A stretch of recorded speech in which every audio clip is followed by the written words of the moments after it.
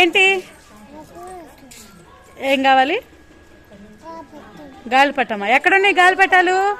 చూపి. అక్కడ ఉన్నాయా? ఎవరైనా పైన ఎగరేస్తున్నారా? అదిగో అన్న ఎగరేస్తున్నాడు. సిద్ధు నీ గాలిపటం చూపించు. అదిగో నీకు కూడా అది కావాలా? కావాలా? సరే వెళ్ళి కొనుక్కుందాంలే.